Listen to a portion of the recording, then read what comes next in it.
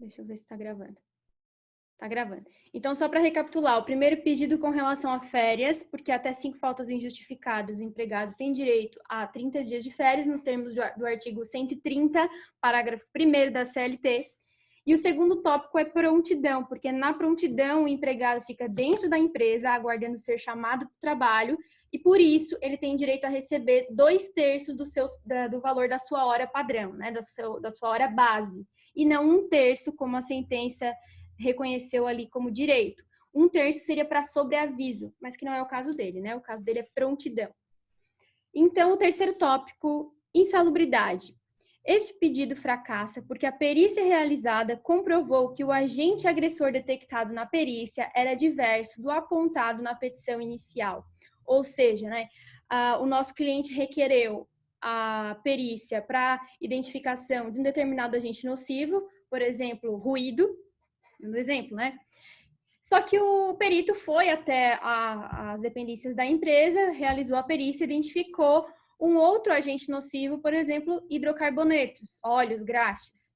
E aí a sentença julgou improcedente o reconhecimento da insalubridade por conta de que o agente que foi detectado na perícia foi diferente daquele agente para qual o reclamante havia pedido a perícia, né? Porém, aí podem anotar o artigo, é súmula, na verdade, 293 do TST. O juiz não está vinculado ao agente indicado pelo reclamante, podendo, sim, deferir o pedido de insalubridade para agente diverso que tenha sido encontrado aí na perícia, diverso daquele que foi apontado na inicial, tá? Súmula 293 do TST. A dica aqui é procurar lá no índice remissivo da CLT a palavra insalubridade. E aí acompanhando quais artigos que tratam, súmulas, para localizar em que partes, né, em que artigos e súmulas estão tratando sobre insalubridade. Outra questão aqui, CTPS. O acionante deseja a retificação de sua CTPS no tocante à data da dispensa, para incluir o período do aviso prévio. O pedido está fadado ao insucesso, porquanto, no caso em exame, o aviso prévio foi indenizado, isto é, não houve prestação de serviço no seu lapso. Logo, tal período não pode ser considerado na anotação da carteira. Gente, esse aqui é o pedido também, é muito simples, muito fácil de ser detectado de que a gente precisa recorrer, porque é claro que o aviso prévio, ele integra o contrato de trabalho para todos os efeitos, tá? Os artigos, artigo 487, parágrafo 1º, artigo 487, parágrafo 1º da CLT, o aviso prévio integra o tempo de serviço do empregado. Também temos aqui uma orientação jurisprudencial, ó, J82 da SDI 1, Seção de Dissídios Individuais 1. A data de saída a ser anotada deve ser a do último dia do aviso prévio, seja indenizado ou não. Aí nós temos também que pedir a reforma da sentença para anotação, né, para retificação da carteira. Deixa eu ver aqui que tem gente pedindo para entrar. Certo. Então, estes são os pedidos que nós vamos tratar no recurso ordinário. Com relação aos pedidos de reforma, tranquilo, podem me dar um ok. Todos eu vou pedir para reformar a sentença, então. Todos a gente vai pedir reforma da sentença. Mesmo que for parcialmente. Exatamente, porque ele concedeu a prontidão, porém não concedeu o valor do pagamento correto. Entendi. Posso sim, a OJ é a OJ 82 da SDI 1. Seção de dissídios individuais 1. E o artigo 487, parágrafo 1º. OJ 82. E artigo 487, parágrafo 1º. Então, eu vou trocar aqui.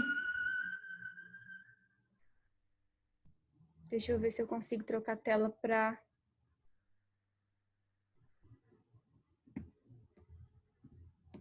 Opa.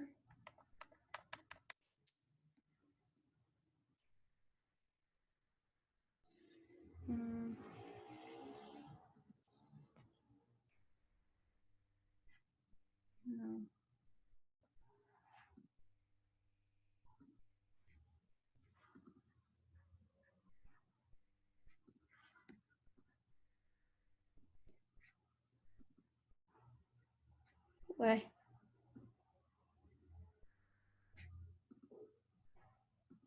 Por que eu não tô conseguindo? Só um minutinho, gente. Deixa eu achar aqui.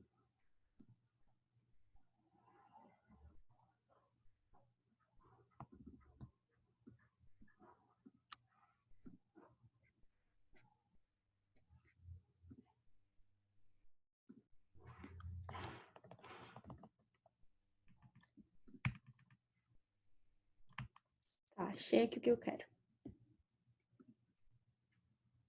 Agora sim.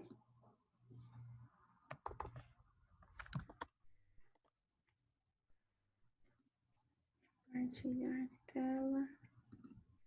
Aqui. Estão comigo?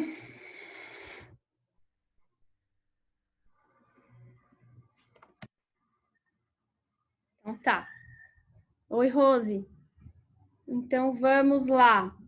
Recurso ordinário. Então, pessoal, sempre que nós tivermos uma sentença no processo trabalhista, nós já aprendemos isso lá em processo do trabalho, o recurso cabível, cabimento, né, do recurso contra sentença definitiva na Justiça do Trabalho, no processo do trabalho, é o recurso ordinário. O recurso ordinário, ele vai ser interposto no prazo de quantos dias? Essa eu quero ouvir de vocês. No prazo de todos os recursos trabalhistas tem o mesmo prazo, né? Quem que vai escrever ali no bate-papo?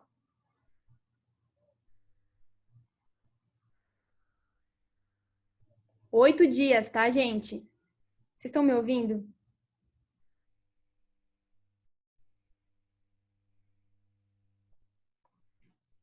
Certo, então. Ficou um silêncio. Então, o prazo para interposição do recurso ordinário, assim como os demais recursos trabalhistas, exceto o recurso extraordinário, embargo de declaração, né? Mas os recursos trabalhistas, eles têm prazo de 8 dias. Assim, o recurso ordinário tem prazo de 8 dias da data da decisão, sempre contados também em dias úteis, tá? Bom, o recurso ordinário vai ser interposto, primeiramente direcionado ao juízo ACO, que foi quem proferiu a decisão recorrida, e uma segunda folha das razões direcionada ao tribunal. Aqui eu coloquei um modelinho, ó, ao douto juízo da 100ª Vara do Trabalho de Alagoas. Aí nós vamos direcionar para a Vara do Trabalho, porque, de fato, a Vara do Trabalho é o juízo ACO.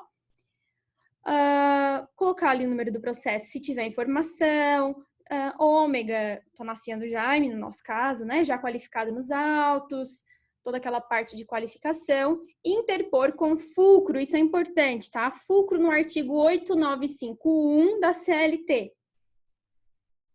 Eu sei, esse modelo aqui está disponibilizado para vocês, tá? Mas, de qualquer forma, se vocês já quiserem anotar, para depois ficar mais fácil. Interpor recurso ordinário ao egrégio Tribunal Regional do Trabalho da 19ª Região. Encontram-se presentes todos os pressupostos de admissibilidade do recurso, dentre os quais se destacam o depósito recursal e as custas. Aqui um detalhe. Preparo do recurso ordinário. Quem vai pagar o preparo do recurso ordinário? Quem não lembra muito bem sobre essa matéria de custas e depósito recursal, eu vou explicar aqui brevemente, mas deve ouvir aquele vídeo, assistir aquele vídeo que eu passei para vocês ali do YouTube, tá? Que tá bem explicado. Mas, em síntese, é o seguinte, o depósito recursal, quem paga é somente a empresa, porque o depósito recursal é a garantia do juízo, é o valor da condenação. Só que muitas vezes o valor da condenação é tão alto, por exemplo, milionário, né? Que os tribunais, eles estipularam um teto de depósito recursal. Então, hoje, o teto do recurso ordinário é 9.828, 9.528, alguma coisa assim, tá? 9.000 e alguma coisa. Então, se o valor da condenação for 6.000, a empresa que quiser recorrer vai ter que pagar 6.000. Se o valor, a título de depósito recursal. Se o valor da condenação for 15.000, a empresa que quiser recorrer vai pagar o valor da condenação limitado ao teto do recurso, ao teto do depósito. Nesse caso de recurso ordinário, o teto é 9.528, né? Enfim. Portanto, mesmo se a condenação for 15.000, a empresa vai pagar somente 9.000, porque é o teto do tribunal. Então, o depósito recursal, quem paga é sempre a empresa, sempre a reclamada, no valor da condenação limitado ao teto. Já as custas recursais, as custas processuais do processo de trabalho, quem paga é o vencido. E quem é o vencido? Se o reclamante ingressou com uma ação trabalhista, uma reclamação trabalhista, e teve todos os pedidos procedentes, ele teve procedência total dos pedidos, fica claro que a parte vencida é a empresa. Então, se o reclamante quiser recorrer, ele não precisa pagar nada a título de depósito recursal, porque o depósito é da reclamada que deve pagar, e não vai pagar custas, porque custas quem paga é o vencido. Se ele ganhou tudo, ele não é vencido. E, na verdade, nesse caso, ele não vai nem recorrer, né? Porque ele ganhou tudo, então não teria interesse recursal nenhum nesse caso. Mas, enfim, vencido é quem perde o processo. Se o reclamante ingressou com uma ação e teve uma sentença parcialmente procedente, quem é o vencido? O reclamante ganhou alguns pedidos e perdeu outros pedidos. Quem é o vencido? Opa, tem alguém pedindo para entrar aqui. O reclamante ganhou alguns pedidos e perdeu outros pedidos. Quem é o vencido nesse caso? A empresa? Exatamente. Sempre só vai ter um vencido no processo do trabalho. Se o reclamante ganhou um dos pedidos, parcialmente um dos pedidos, qualquer parte que ele tenha ganhado já é suficiente para que a empresa seja considerada a vencida. Então, normalmente, no final da sentença, vai estar ali. Nesse caso aqui não tá, né? Só tá dizendo custas. Mas normalmente vai estar assim, custas pela reclamada, no final da sentença. Mas como esse é um exercício modelo da prova do exame da ordem, eles não colocaram, né? Mas geralmente está assim na prática do dia a dia. Então, nesse caso, o nosso reclamante aqui, ele ganhou ali parcialmente um pedido, né? Ele ganhou parcialmente o pedido de prontidão. Quem é o vencido nesse caso? É a empresa. Se ele ganhou pelo menos uma partezinha, a empresa já foi vencida. Se a empresa já foi vencida, o reclamante não tem que pagar depósito recursal, que ele fica dispensado por ser reclamante, e custas recursais a serem pagas pela parte vencida, pelo reclamado, porque ele foi o vencido no processo de conhecimento. Então, quando a gente for, a título de exercício, quando a gente for redigir a peça, a gente vai colocar depósito recursal dispensado, porque não cabe ao reclamante, e custas recursais a cargo da reclamada, pois foi a vencida no processo de conhecimento. Então, a gente vai colocar dessa forma para especificar que os pressupostos de admissibilidade encontram-se ali preenchidos. Vamos pedir também, tranquilo, depósito e custas. Depósito sempre da empresa e custas de quem perder. Se o reclamante tivesse perdido tudo e ele fosse recorrer, ele ia ter que pagar custas, tá? Ele ia ter que pagar custas. Só que essas custas ele não paga se ele tem justiça gratuita. Entendido? Diante do exposto, requer o recebimento do recurso, a intimação da outra parte para apresentar contra-razões no prazo também de 8 dias e a posterior remessa ao egrégio tribunal. Só para trazer aqui para vocês uma outra informação, que no processo do trabalho nós temos 2 juízos de admissibilidade, tá? Um juízo de admissibilidade é feito na origem e o outro no tribunal superior que vai examinar o recurso, analisar o recurso. Então, nós vamos direcionar aqui ao egrégio Tribunal Regional do Trabalho. Razões de recurso. Vai seguir a mesma lógica. Primeiro, nós vamos tratar das preliminares, depois as prejudiciais de mérito, se tiver aqui no nosso caso de hoje não tem, tá? Nós vamos direto para o mérito. E vai funcionar da mesma forma. Nós vamos colocar mérito, do mérito, das férias, ou A, né, das férias. Um parágrafo nós vamos falar do que o reclamante pediu. No segundo parágrafo nós vamos falar o que a sentença decidiu. E no terceiro parágrafo nós vamos pedir a reforma da decisão, porque isso e aquilo. Aí nós vamos fundamentar ali e pedir a reforma da decisão. Se precisar fazer 4 parágrafos, não tem problema. Só não façam muito extensos, tá? Sempre aí na média de 3, 4 parágrafos. Então, sempre um primeiro parágrafo discorrendo o pedido.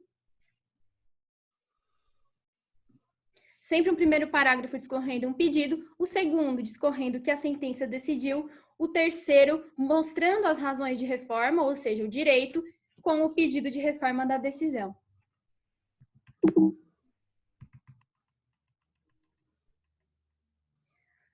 E aí nós passamos, depois do mérito, já direto para os requerimentos finais. Então, diante do exposto, requer o conhecimento do presente recurso, o acolhimento das preliminares e da prejudicial de mérito, se houver, e no mérito, o provimento para fins de reforma da sentença para julgar procedentes ou totalmente procedentes às postulações do recorrente.